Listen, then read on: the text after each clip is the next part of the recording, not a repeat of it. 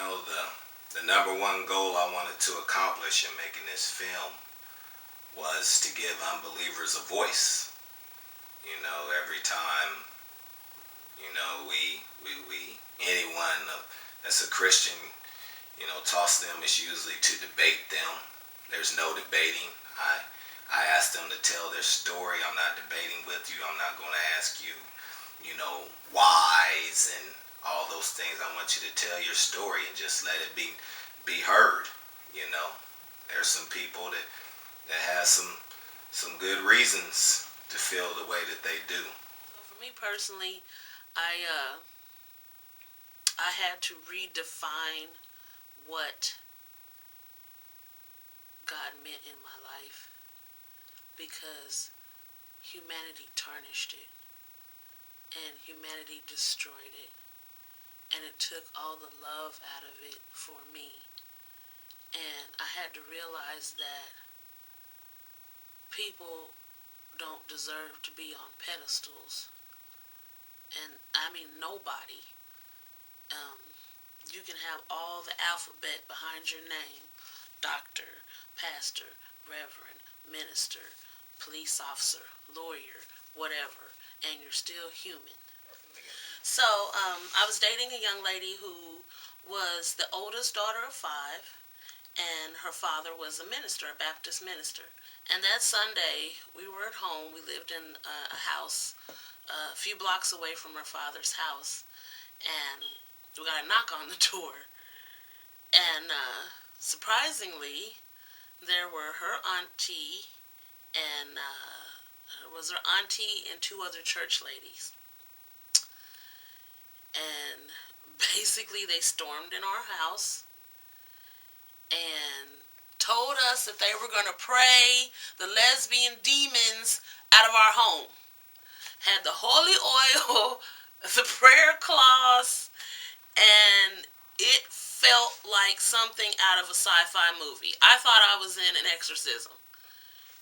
But I'll never forget the most heartbreaking thing that happened that day was they got my girlfriend in the corner of our house, and the ladies surrounded her, and she was crying. And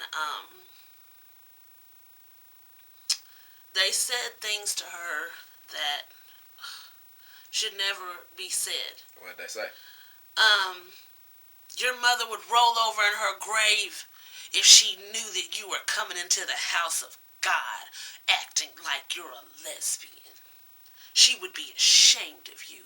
Your father should be ashamed of you. How dare you bring your lesbian lover into the house of God? You weren't raised like that. I don't know what's going on with you thinking that you're a homosexual, but you're no homosexual. And you know that. And your father, he's got his hands full trying to, be the minister over a flock of people. And here you are bringing your lesbian. I mean, just, ugh. What would your opinion of Christian people be? So I can overall. give one word. Okay, one word. Fake. Most of them are bullshit. I mean, there have been a select few, but everybody has skeletons. So, what the word Christian actually means, to be Christ-like and to read the Bible, know the Bible, and know how it is said that Christ was. I don't know a single person like that. I know people that try to be, but then they do their dirt. We all do our dirt. So, yeah, I'd probably fake. Christianity and Christians, and then there's the words that they live by, and then there's the life that they live. 2 totally separate things. Huh? I told you, I'm not playing around. Don't think just because I ain't in Hollywood that I can't make an awesome all-timer movie. This movie is tremendous, man. This movie is tremendous. You gotta come see this. Now, let's get to my Christian brothers and sisters. He was like, so you're a minister? And I said, yeah. And he says, but you're a bartender. And I said, well, yeah, we have to be employed. This is what we do. I got a Facebook message about a young man that I prayed for in the bar. I came out from behind the bar and prayed for this man and gave this man salvation. You know, my pastor always said, you know, everybody wants to do something special for the church or do something special for their, you know, their belief system. And I was just like, okay, I'll do whatever. And pastor told me I was going to be Philip. And I was like, Philip? He said, yeah, you're going to walk in the wilderness and you're going to find that one person and you're going to help them understand and help them read it. And that night I did that. That was a couple of years ago. And the other night, that young man messaged me on Facebook about the power of my prayer for him, about my power of my understanding with him, about not coming to conclusions about what was going on in his life, but that I could deliver a message to him in a bar while he's having a cocktail, and I'm serving him. One of the things that you're going to love about this film is that everybody's story is dynamic. And I was hanging out with my pops, my grandfather, and my brother and his girlfriend, who happened to live with my grandfather at the time. So I was over hanging out with them, and at that time, everybody drank. You know, grandfather, me, you know, everybody just drank. You drank? Yeah. 12, 13? Yeah. Okay. Right?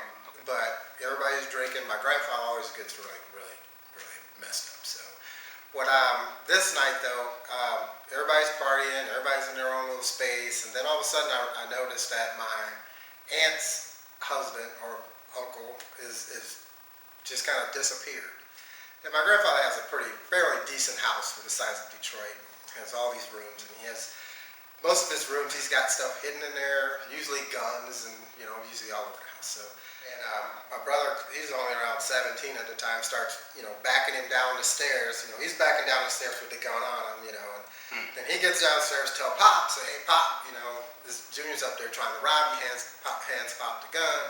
And then him and Junior starts fighting. Me, my brother, and Junior start fighting. So and all of a sudden, you know, I don't know where Pop went, but obviously Pop went upstairs, put that gun away, got a rifle. Now, keep in mind, Pop's completely drunk. I mean, Pop is like stumbling drunk. So my grandfather, now they're in front of me, and I'm behind him at this point. Pop cut those 2 more shots. I said, leave him alone. Right? So Is he like shooting in the up in the air? He's shooting toward us, but not like. Yeah, it's kind of crazy. He's shooting toward us, but at this point, they're kind of like warning shots. Yeah, now. So he's up higher than you all. He's up He's high. coming down at a trajectory. You're taller than the Yes. people that are behind you. Yes, and he's hitting them instead of me. And he's hitting them instead of you. Yeah. Then I can fast forward to a time when I got in a bad auto accident. I looked up at the light, it was green. I went to proceed to go, and I don't remember nothing else but standing at the gates of heaven. I was dead. I remember I kept saying, Lord, the gates won't open for me. Lord, the gates won't open for me. And my hands were to my side. And at the same time, I kept saying, I wish I could just wake up. I just feel like I'm asleep. I don't even remember the accident. I don't remember anything of that. But the third time I said, Lord, the gates won't open for me, I remember standing there. The gates were so tall. And I can remember seeing the city. I remember seeing the streets paved with gold. You stand by everything he just said? I stand by it 2,000,000%. Miss Wife, you stand by everything he just said? I sure do. Because that's, you know, that right there, that's going to be hard for some people to believe. It's going to be really hard when you start talking about, you know, you died and you went to heaven and you seen parts of heaven, and you understand how difficult that is for a doubting world. And I'm including many Christians also, for a doubting world to believe that you actually did that. Yes. You on camera, you know that. So, I gave you the unbelievers. I gave you Christian perspective. And then, it's me. I couldn't do this movie without putting a whole lot of my personality in it. Growing up as a child, we used to go to a Baptist church, and You know, I always loved how the pastor, you know, towards the end of the sermon would, you know, kind of start to sing his words just a little bit. You know, I always enjoyed that, you know, as a kid. It's about everything that Jesus Christ will do for you if you choose to accept him. All you do is go to him and say, Lord, my life is lit. Come give it an erection. But rough ride with me, be my protection. Clear up all my infections. Show me your directions. Tell him what you want. Tell him I got big plans, man, but they ain't been working out my way. So I'm going to give you some run, take you off my bench, see how you play. He going to be like, boy, that's all you had to say. See, I don't know what you came to do today, but I came to praise his name. Come see this movie, man. It's tremendous. It's 100% unique. You have never take a moment. Go back in the archives of your mind. You have never, ever seen a movie like this. Don't just not come and see it because you don't see it on television. This trailer is not on television because I'm not in Hollywood. Right here in Kansas City. Right here in Kansas City lies a fire that's just waiting to burn. And you can get that fire started. Come see this movie.